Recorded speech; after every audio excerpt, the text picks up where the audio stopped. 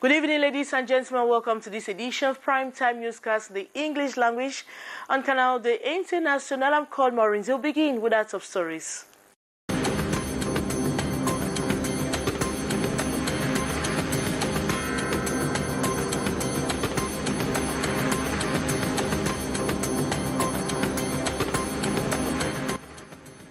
Ngale Efomi is a new city mayor of Limbe. He is reported to have won after all other three contenders withdrew their candidatures after consensus was reached by the Central Committee delegation headed by Professor Jacques Afam Ndongo.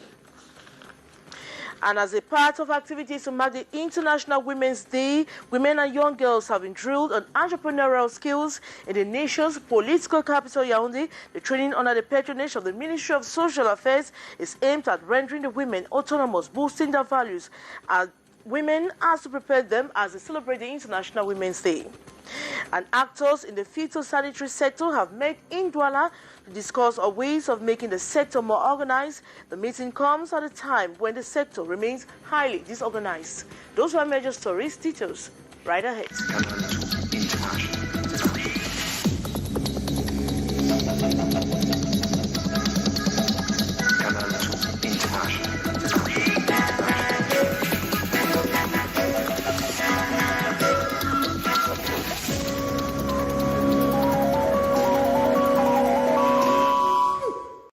Good evening once more. Paul Ngale Efomi is a new city mayor of the Limbe City Council.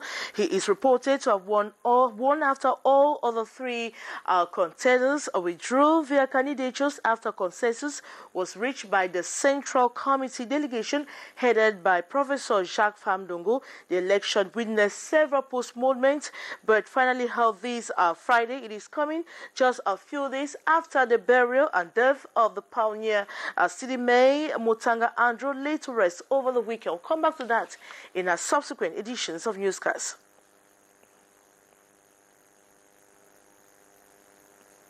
And actors in the phytosanitary sector have met in Douala to discuss ways of making the sector more organized. The meeting comes at a time when the sector remains highly disorganized. More on the story with our reporter, Regina Leketandak. For every agroforestry product to be accepted in the international market, the product has to be treated by phytosanitary experts. It's an international convention inter-country where every export agroforestry product has to be treated before it is sent to another country. So we, phytosanitary treatment companies, help in that domain of treating these agroforestry products that are due for export before they'll be accepted in the international market, like wood, sesame, cocoa, coffee. But the phytosanitary sector is today faced with varied challenges. We have challenges in the field of technical know-how. We have challenges in the field of other people who claim to have this license but don't respect the norms. That means they are also charlatans in the domain. They spoil the name of those who do the good job. So we have that challenge. We also have the challenge of while on the field. Sometimes the wood to be treated is difficult to access, and then we have to struggle with the means we have because we need to defend the image of the company and the country because we represent the Cameroon level.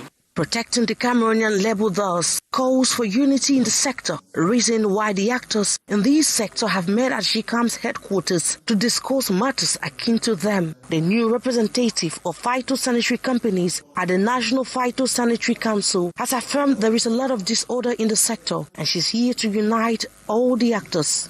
We have a lot of disorder in our sector, and my role will be to bring some order. I hope I have the right instruments to do so. Our biggest challenge now is we are unable to unite, and I believe with my election we can put in place some cooperation. We need a cooperation that can bring everyone together. We also have phytosanitary companies who do not respect homologated prices. The phytosanitary sector works to protect the health of man, plants, animals, and the environment as a whole. And as part of activities to mark the International Women's Day come on March 8, 2020, the women of the Ministry of Environment have intensified calls for the fight against climate change. They equally reiterated the need for women to valorize their kitchen activity in their respective families and prioritize the consumption of natural foodstuffs. More in the following story. The saying that a woman is her kitchen has not departed from the minds of the women of the Ministry of Environment, Protection of Nature and Sustainable Development. Prior to the commemoration of the International Women's Day, the ladies are showcasing their cooking abilities here at their ministerial courtyard.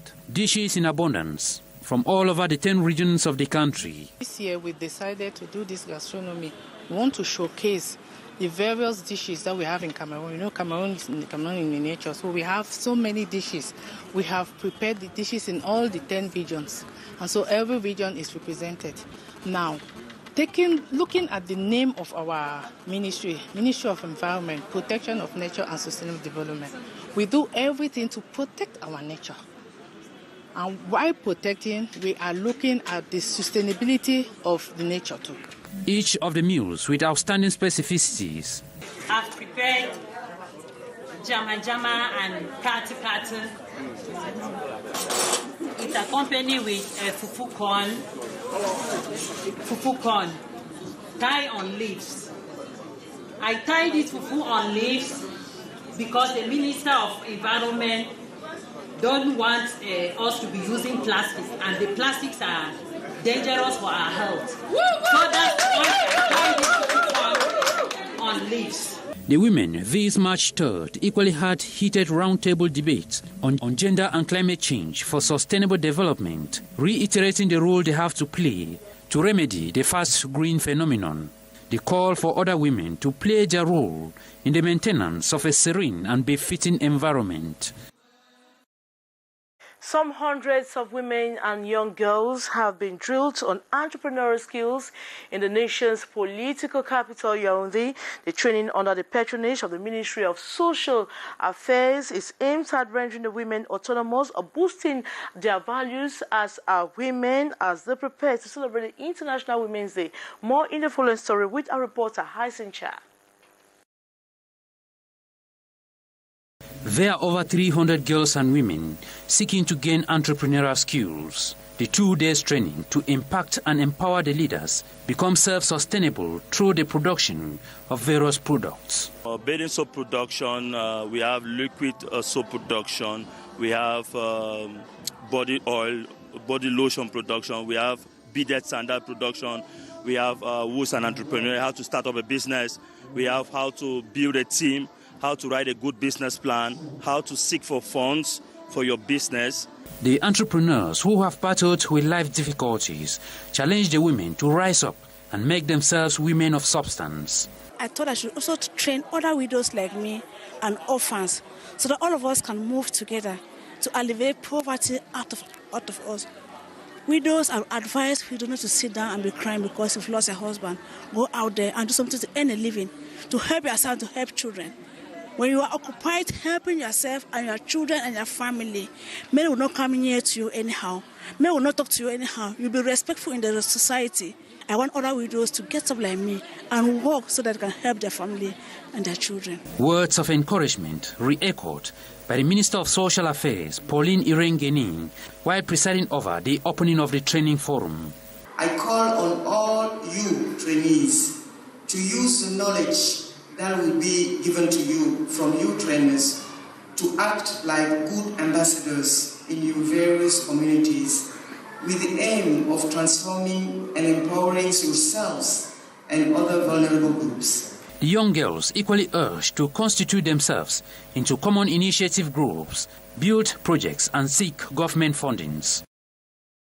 And as the International Women's Day narrow, women have engaged in various activities of empowerment.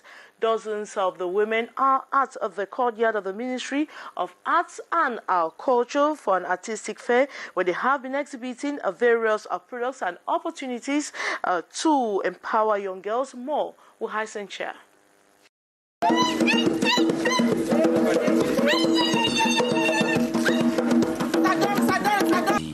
These just a test run from different regions showcased by the ladies in prelude of the celebrations of the Women's Day. There we have but what we produce in our farms. There's no ready-made issue. You can see for yourselves. We harvest plantain, but we have a lot of post-harvest losses. So we encourage women to do transformation to add more values on the product. The fair organized with one striking objective: women empowerment. Only to get the economic growth. Visiting the stands during this opening ceremony, this March 3rd, the Minister of Women's Empowerment and the family, Marie-Thérèse Abena Ondwa, highly lauded their creativity. We are very happy. We have visited almost all the stands that we visited are made up with the products produced in Cameroon. And we hope that partners will assist the government to support those women so that they can have access to finances, to continue to produce, and most essentially, to meet the international norms so that we can export. And when they export, they make more money. The female entrepreneurs equally express readiness to empower young vulnerable girls, ready to be independent and self-sustainable. Years of a food crisis in the far north region of Cameroon, if urgent measures are not taken by government. The question on how to eradicate the food crisis was tabled at a workshop organized by the World Food Programme. More in the following story with our reporter Stephanie Chin. The days ahead might be a tough one for the population of the far north region. This follows fears of food shortage in the region, which, according to the representative of the governor, is as a result of climate change. It is on this note that Albert Sidi, governor's representative for the far north region, appreciates the idea of a workshop in Marua, which saw the participation of government sectors, technical departments, NGOs and UN agencies, where deliberations were made on how to curb food shortage in the region. The 5 days of the workshop were very, very enrichful and very, very important for us as local organization, because we are working with PAM, as you know, and we are going to, be partner of this organization, to implement all the activity listed, during the workshops. Issues of seasonality and periodicity have been discussed to assess how livelihood in general has been affected. The just-ended Marua workshop leaves inhabitants of the far north region with the hope that food shortage will soon be a cry of the past.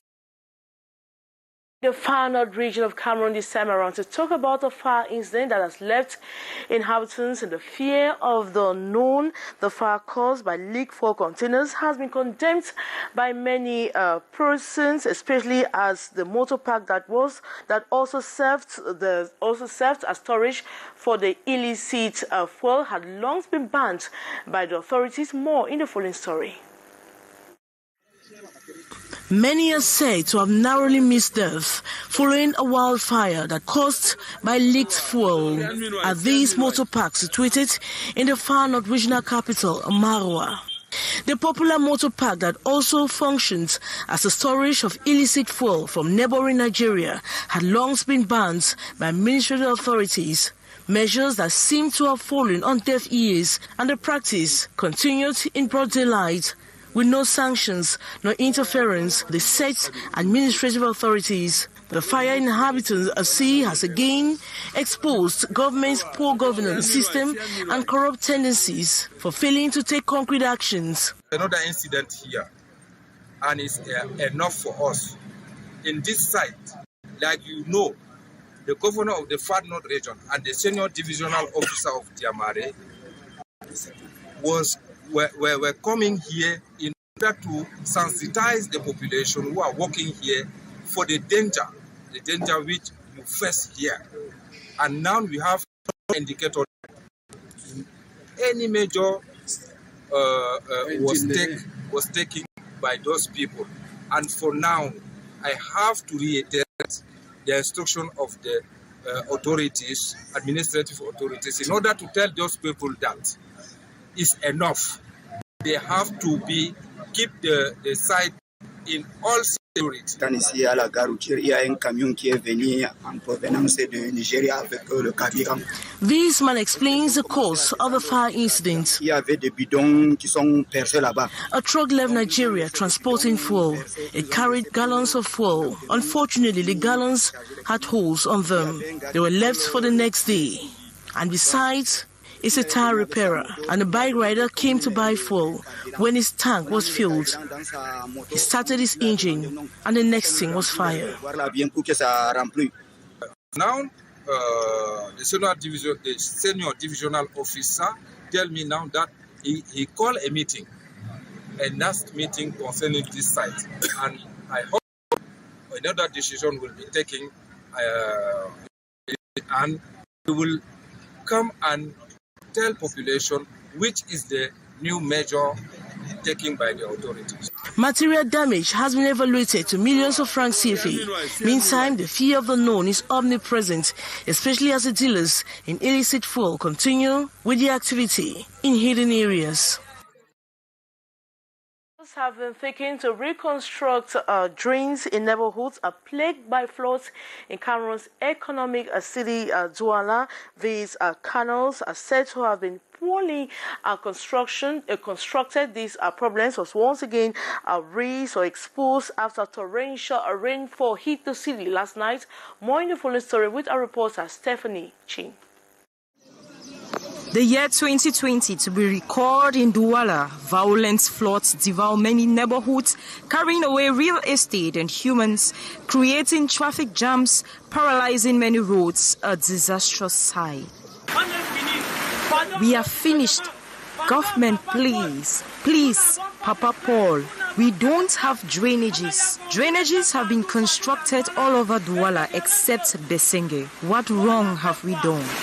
One of the solutions effected was the construction of drains in neighborhoods plagued by flooding, but just few years later, the drains built are destroyed due to poor construction. The mayor must do an investigation about his collaborators sent to the area so that the plans will be respected, because there are people practicing corruption.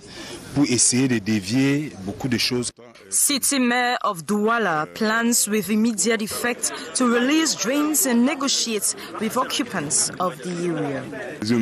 These abuses are a danger to one another, and so the purpose of this meeting is to let them know what the law says. This is what we are going to do, but it is in your interest.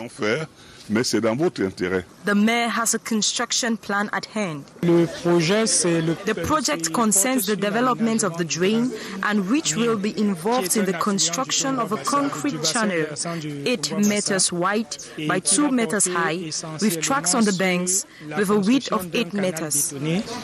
The demolition work begins within 3 days after warning and marking of the houses affected.